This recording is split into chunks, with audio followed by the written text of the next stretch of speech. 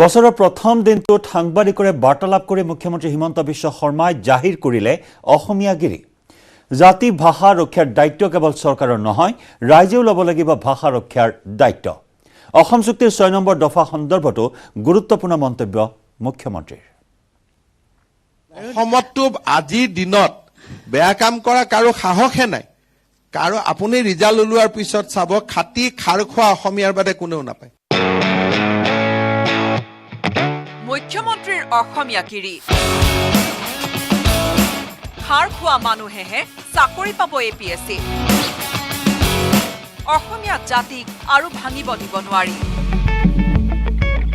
কেৱল চৰকাৰৰ দায়িত্ব নহয়, অসমীয়া ভাষা ৰক্ষা ৰাইজে কৰিব লাগিব। অসমীয়া স্কুলত সন্তানক পঢ়ুৱাওক ৰাইজে। শনিবাৰে সাংবাদিকৰে বাৰ্তালাপত মুখ্যমন্ত্ৰী ডক্টৰ হিমন্ত বিশ্ব শৰ্মাৰ স্পষ্ট কথা। আমাৰ এটা ধাৰণা হৈছে যে অসমীয়া ভাষা জীয়াই ৰখাৰ দায়িত্ব অসম চৰকাৰৰ। এইটো আমাৰ দায়িত্ব নহয়, এইটো পাব্লিকৰ দায়িত্ব। নিজৰ ল'ৰা ছোৱালীক অসমীয়া স্কুলত পঢ়ুৱা, সাহিত্য সভা বা আনে আহি চৰকাৰক কয় যে অসমীয়া ভাষাটো ৰক্ষা কৰক। অসমীয়া হিচাপে মই ভাবো যে অসমীয়া ভাষাটো যদি ৰাখিব লাগে, অসমীয়া মানুহে তাৰ কাৰণে ইনিচিয়েটিভ ল'ব লাগিব। আজিতো ধৰক বিজেপি নাথাকিলেতো ইয়াত আজমল চাহাবে মুখ্যমন্ত্ৰী হৈ গ'লেহেঁতেন, তেওঁ কি অসমীয়া ভাষাটো ৰাখিব নেকি?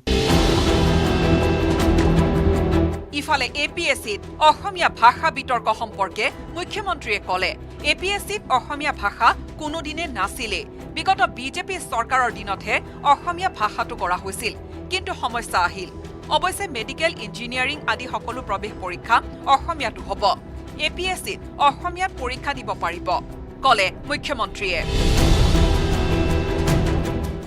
অসমীয়া ভাষা APSCত কেতিয়াও নাছিলেই। এইবাৰ আমি পৰীক্ষামূলকভাৱে তাক প্ৰৱৰ্তন কৰিছিলো, but it leads to lot of complication.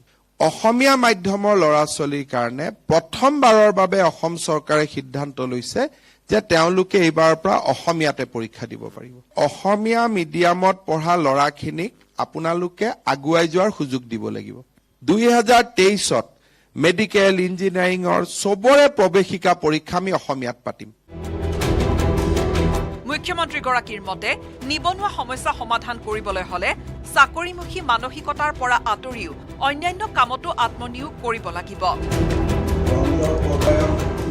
প্ৰথম কথাটো হ'ল, যদি জাতিটোক আগুৱাই লৈ যাব লাগে, চাকৰিমুখী মানসিকতাৰ পৰা জাতিটোক দূৰত নিব লাগিব। যদি গভৰ্ণমেণ্টে অকল এমপ্লয়মেণ্টৰ চ'ৰ্চ হয়, তেতিয়াহ'লে আমি এটা সময়ত ৰখি যাব লাগিব। সেইকাৰণে self sufficiency in agriculture, MSME movement, skill, এই গোটেইবিলাকৰ ওপৰত আমাৰ বহুত বেছি ফ'কাছ আছে। আৰু মই ভাবো যে unemployment problem will be able to tackle, কাৰণ উইথ গ্ৰোথ অপৰচুনিটি কাম। যদি অসমৰ 10% ইকনমিক গ্ৰোথ এভৰি ইয়াৰ হয়, then we will be able to absorb the unemployed youth in various businesses and various activities. ইফালে অসম চুক্তিৰ ৬ নম্বৰ দফা সন্দৰ্ভত আছুৰ সৈতে কথা পাতি থকা বুলি কৈ মুখ্যমন্ত্ৰী ডক্টৰ হিমন্ত বিশ্ব শৰ্মাই ক'লে, চৰকাৰ আগবাঢ়িব পৰা নাই। কিন্তু ৬ জনগোষ্ঠীৰ জনজাতিকৰণৰ প্ৰতিবেদন ৰাজ্য চৰকাৰে কেন্দ্ৰক দিব নোৱাৰে বুলি ক'লে মুখ্যমন্ত্ৰীয়ে, কাৰণ দিলেই অসম ৰক্তাক্ত হোৱাৰ আশংকা। প্ৰতিবেদনখন দিয়াৰ দিনাখনেতো অসমত ৰক্তাক্ত সংঘাত হৈ যাব পোৱা নোপোৱাৰ মাজত। কিন্তু আজি আমি এটা বছৰ চেষ্টা কৰি কৰি মৰাণসকলৰ ক্ষেত্ৰত, মটকসকলৰ ক্ষেত্ৰত মানিলে, চুতীয়াসকলৰ ক্ষেত্ৰত 70% তেওঁলোকে মানিছে, অবিভক্ত গোৱালপাৰা জিলাৰ কোচ ৰাজবংশীসকলৰ ক্ষেত্ৰত মানিছে, আদিবাসীৰ কিছু কমিউনিটিৰ ক্ষেত্ৰত বৰ্তমানৰ জনজাতীয় লোকসকলে মানিছে। ৬ জনগোষ্ঠীৰ জনজাতিকৰণ যেতিয়া আমি কৰিম, এনেকুৱা এটা প্ৰতিবেদন দিব লাগিব য'ত কোনো বৰ্তমানৰ জনজাতীয় সংঘই তাৰ বিৰুদ্ধে ষ্টেটমেণ্ট নিদিয়ে। আৰু আলাপ আলোচনা চলি আছে আছুৰ লগত। অৱশ্যে অসমত এতিয়া বেয়া কাম কৰাৰ সাহস কাৰোৰে নাই বুলিও স্পষ্ট দাবী মুখ্যমন্ত্ৰী ডক্টৰ হিমন্ত বিশ্ব শৰ্মাৰ। অসমতো মই এটা কথা ক'ব পাৰো যে কাৰো সাহসে নাই এতিয়া বেয়া কাম কৰা। অসমতো আজিৰ দিনত বেয়া কাম কৰা কাৰো সাহসে নাই কাৰো আপুনি ৰিজাল্ট ওলোৱাৰ পিছত চাব খাটি খাৰ খোৱা অসমীয়াৰ বাদে কোনেও নাপায় কেমেৰা পাৰ্চন সঞ্জয় বৰাৰ সৈতে বিজু কুমাৰ ডেকাৰ report news 18 Assam north east আৰু নৱবৰ্ষৰ পহিলা দিনটোত কইনাধৰাত বছৰটোৰ প্ৰথমখন কেবিনেট বৈঠক আয়োজন কৰি মুখ্যমন্ত্ৰী ডক্টৰ হিমন্ত বিশ্ব শৰ্মাই গ্ৰহণ কৰিলে বহুকেইটা গুৰুত্বপূৰ্ণ সিদ্ধান্ত ইয়াৰ ভিতৰত মুখ্যমন্ত্ৰীৰ কনভয়ৰ গাড়ীৰ সংখ্যা হ্ৰাস প্ৰাক্তন মুখ্যমন্ত্ৰীসকলে পোৱা চৰকাৰী ঘৰ আৰু নিৰাপত্তাৰক্ষী প্ৰত্যাহাৰ আৰু জনপ্ৰতিনিধিৰ দেহৰক্ষী প্ৰত্যাহাৰ অন্যতম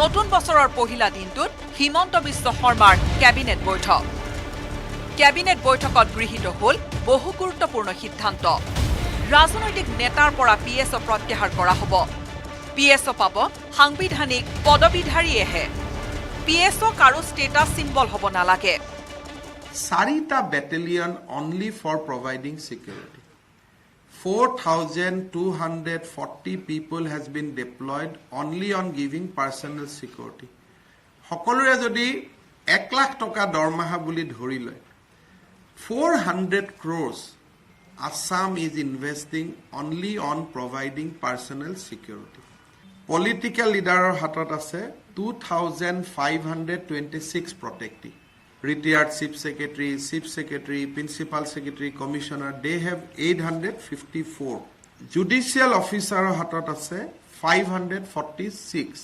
businessmen PSU EO student leader তেওঁলোকৰ আগত আছে 167 টি ষ্টেট মেনেজাৰৰ হাতত আছে 40 আৰু ফৰ্মাৰ মিলিটেন্ট তেওঁলোকৰ আগত আছে 52 after the security review SPs will have a power to give PSU only for 10 days DGP and IG ADG SB will have the power to give security for the maximum period of 30 days beyond that it has to be approved by chief minister we are going to reduce it to half now and gradually ami ahomot peace ahar loge loge we want to reduce it that a PSU cannot become a status symbol june status hisabe loi ase retired government officer retired politician so nobody will be getting so that changes we are bringing cabinet বৈঠকৰ পিছতে বছৰটোৰ প্ৰথমটো দিনত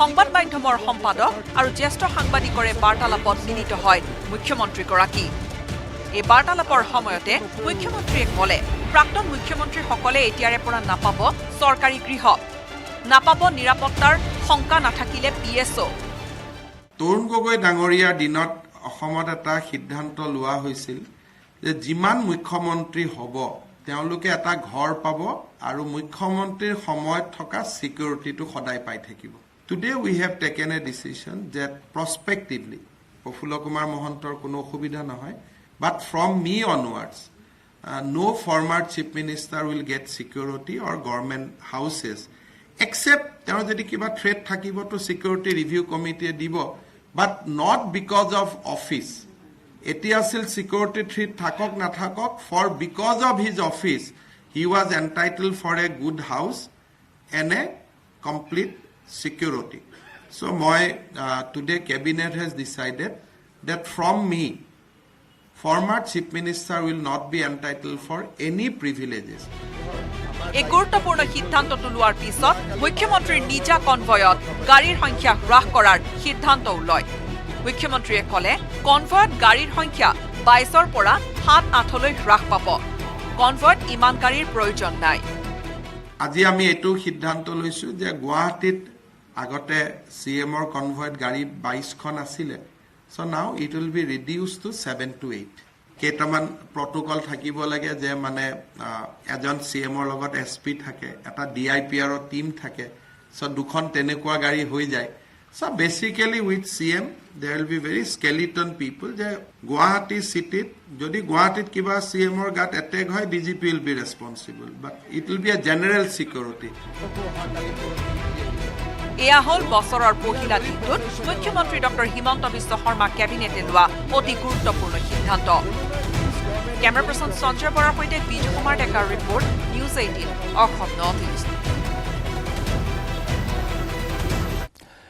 বছৰৰ প্ৰথম দিনটোতে ৫৬গৰাকী গৃহৰক্ষী বাহিনীৰ জোৱানলৈ আহিল দুখ খবৰ।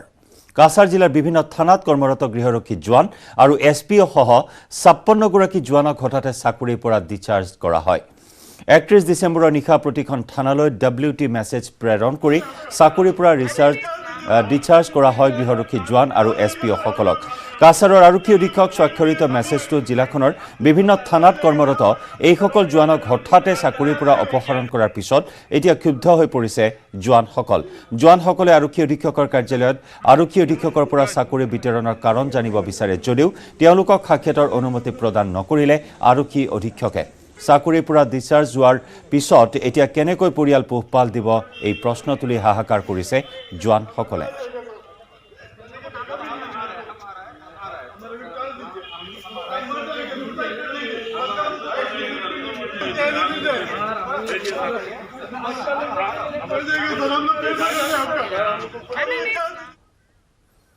ইয়াৰ সৈতে সময় হ'ল আজিৰ গাঁও চহৰ জিলাৰ খবৰৰ পৰা বিদায় লোৱাৰ। নমস্কাৰ।